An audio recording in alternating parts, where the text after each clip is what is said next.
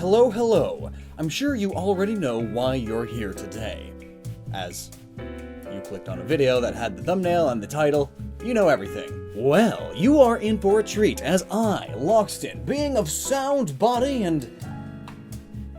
well, sound mind at least, have come up with a question, a fantastic question, a question that they will be congratulating me for eons to come. What would happen if you gave a Pikachu a coffee? Okay, so, first things first, I can't believe I stooped so low as to do what-if videos, but on the flip side of that coin, oh man, isn't this a really interesting idea? And I recently decided to pick up Detective Pikachu, and, well, he drinks a load of coffee!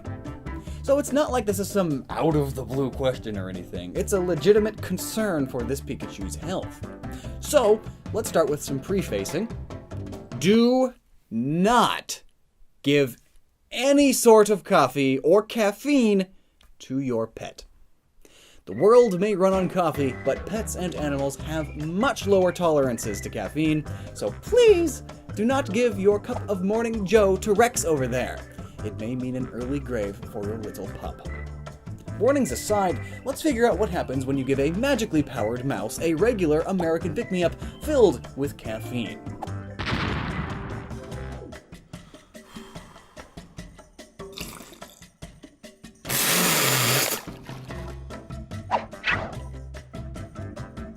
So, let's do a quick rundown of what caffeine does in your body, as in the human body, which includes my body.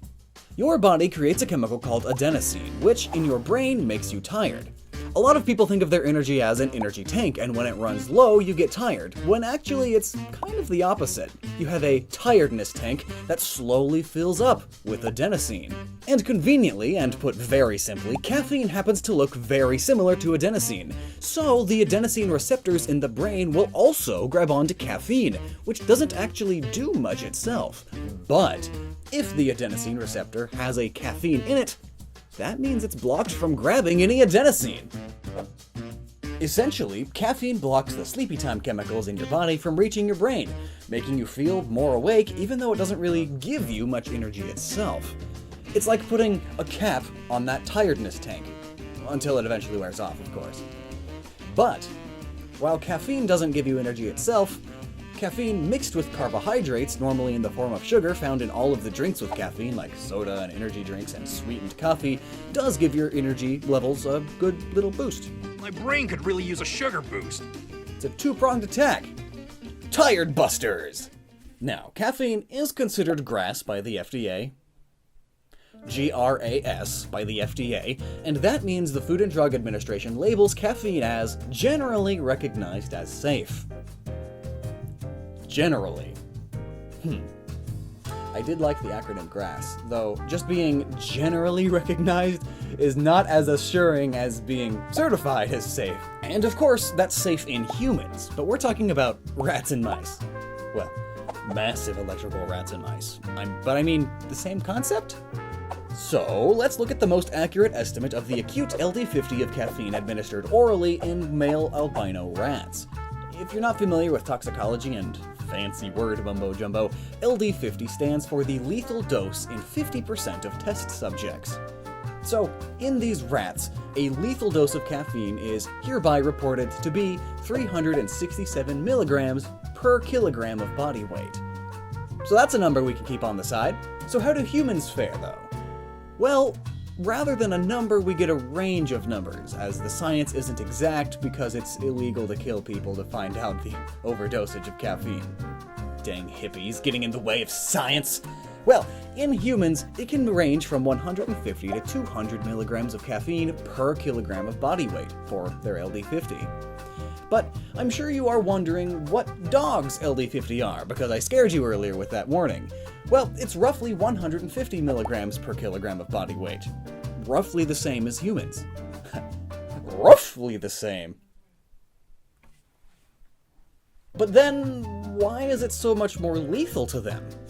Well, simply put, because they're much smaller. The average human is almost double the weight of a real dog, meaning the larger breeds. But what that means is that, in theory, a little doggo could ingest half the amount of caffeine before feeling the symptoms of a caffeine overdose. A Red Bull to you is 2 Red Bulls to them, essentially. And those are big dogs. Consider small dogs now. Oh geez. Now then, assuming Pikachu is more of a rat than a mouse here, and yes, I know it says the electric mouse Pokemon, but let's face it, Rattata is also a mouse Pokemon. What the heck? Pikachu's got more squirrel-like characteristics than a mouse, really. On top of that, it's more like a rat than a mouse when you really get down to it. Plus, it even evolves into Raichu, which is a kangaroo rat. So, a rat.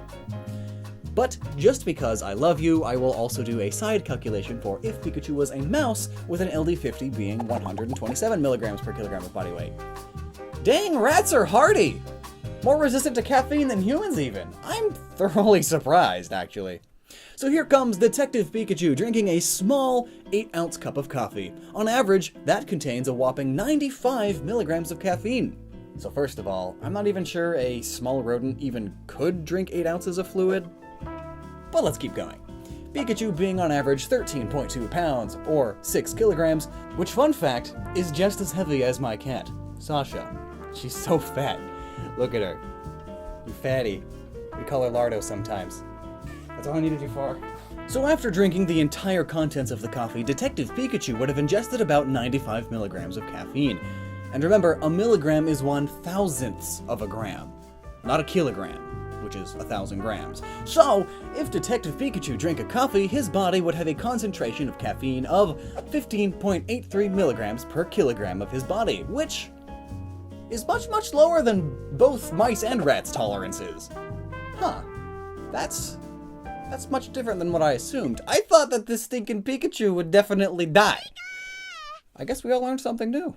But then again, that is just a single cup of coffee. Nowadays, coffee has gotten a lot more additives, and there's also double shots and such.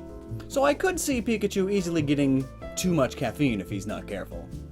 Doing the math, it would take about 8 cups to kill Pikachu if he were a mouse, and 23 cups of coffee if he was a rat. That's a lot of coffee. I mean, that's a lot. Like, a lot. Imagine if Pikachu, a 13.2-pound mouse, drank 8 cups, or 64 ounces of coffee. That'd mean he'd be 30% coffee at this point. I asked my Twitter followers to make art of this Pikachu that drinks 8 cups of coffee, and oh man, these are the results. Thanks so much, Twitter peeps.